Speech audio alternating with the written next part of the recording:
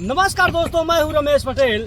आज हम एक बार पुनः प्रयागराज में हैं और प्रयागराज में 2025 में लगने वाले महाकुंभ को लेकर लगातार तैयारियां चल रही हैं, जिसकी विभिन्न अपडेट से हम निरंतर आप लोगों को जोड़ते चले आ रहे हैं। तो आज का वर्क अपडेट क्या है, आइए आपको आगे ले चलते हैं और प्रयागराज में महाकुंभ की तैयारी को लेकर क्या कुछ खास हो रहा है उसे दिखाने का काम करते हैं। दोस्तों, आपको बताना चाहेंगे कि इस बार महाकुंभ को पूरी भव्यता और दिव्यता से प्रसारित करने के लिए सूबे के मुख्यमंत्री योगी आदित्यनाथ का कड़े निर्देश हैं, जिसको ध्यान में रखते हुए प्रयागराज की शासन प्रशासन लगातार काम कर रही है। दिन दूर नहीं जब प्रयागराज में 2025 में लगने वाले महाकुंभ की तैयारी पूर्ण कर ली जाएगी। तो आइए आपको आगे ले चलते हैं और दिखाने का काम करते हैं महाकुंभ को लेकर क्या कुछ तैयारियां चल रही हैं। दोस्तों, इस तरफ तस्वीरों की बात करें तो यह प्रयागराज का अरैल संगम परिक्षेत्र है। अरैल संगम परिक्षेत्र की लगातार तस्वीरों से हम आप लोगों को अवलोकन कराते चले आ रहे हैं। आज की ताज़ा स्थिति यह है कि यहाँ पर चक्कर प्लेट बिछाकर अब उसमें नट बोल्ट कसने का काम किया जा रहा है। दोस्तों, इसके पहले हम जब प्रयागराज के अरैल संगम परिक्षेत्र की तस्वीर दिखाए थे, उस दौरान यहाँ पर रेती डालने का काम किया जा रहा था। लेकिन आज का जो वर्क अपडेट है, यहाँ पर आप देख पा रहे होंगे बहुत सारे चक्कर प्लेट बिछाने के बाद मजदूरों के द्वारा नट बोल्ट के माध्यम से अब इसे कसने का काम किया जा रहा है। यानी कि इस तरह से तैयार करने के बाद इस पर जो बड़े वाहन हैं वह आसानी से आवागमन कर सकेंगे, जिसको ध्यान में रखते हुए पूरे परिक्षेत्र में इसी तरह से चक्कर प्लेट बिछाकर नट बोल्ट कसने के बाद मार्ग को तैयार किया जा रहा है। तो आपको बताना चाहेंगे कि अरैल संगम परिक्षेत्र में इसी तरह के 2 मार्ग को तैयार किए जाएंगे जो मुख्य मार्ग होंगे।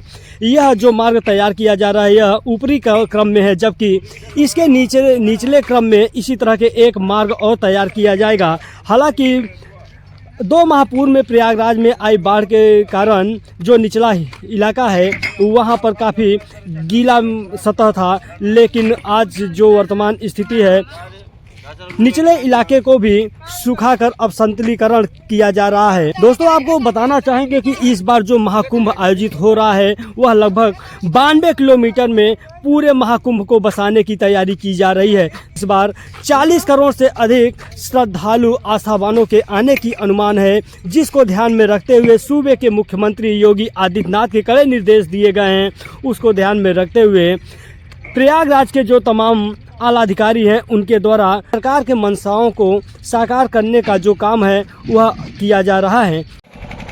दोस्तों, इस तरह तस्वीरों की बात करें तो यह अरैल का परिक्षेत्र है और यहाँ पर देख पा रहे होंगे जो पाटून पुल है कुछ इस तरह से तैयार किया जा रहा है और इसकी कार्य लगभग 80% पूरा भी कर लिया गया है। देख पा रहे होंगे जो पाटून पुल पर गाटर बिछाने का कार्य है वह भी अब लगभग पूरा कर लिया गया है। अब इस पर रेती और कांस डालकर इस पर चक्कर प्लेट बिछाने का कार्य किया जाएगा। फिलहाल अभी मजदूरों के द्वारा इसके बगल रेलिंग लगाने का कार्य किया जा रहा है, यानी कि इस पाटून पुल से गुजरते समय किसी भी व्यक्ति का बैलेंस खराब होने पर वह गंगा की ओर न जाए, उसको ध्यान में रखते हुए यहाँ पर रेलिंग लगाए जा रहे हैं। इसमें रस्सी और तार भी बांधने का काम किया जाएगा। दोस्तों, आपको बताना चाहेंगे कि प्रयागराज में प्रत्येक वर्ष माघ मेला और 6 वर्ष व अर्धकुंभ का आयोजन किया जाता है, जिसकी विभिन्न अपडेट हम आप लोगों को निरंतर दिखाते चले आते हैं। लेकिन इस वर्ष एशिया का सबसे बड़ा मेला यानी महाकुंभ का आयोजन किया जा रहा है,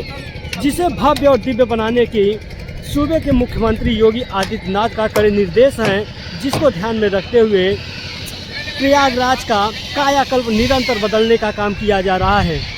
दोस्तों, अगर हम पूरे महाकुंभ परिक्षेत्र की बात करें तो यह इस बार लगभग 92 किलोमीटर परिक्षेत्र में महाकुंभ को बसाने की तैयारी की जा रही है। अनुमान है कि इस वर्ष देश के अलग अलग कोने के साथ फ्रांस, जर्मनी, नागालैंड, अमेरिका सहित विभिन्न देशों के जो श्रद्धालु हैं, जो भी वीआईपी लोग हैं, वह इस बार महाकुंभ में आरती में शामिल होंगे और अपनी गरिमामय उपस्थिति दर्ज कराएंगे।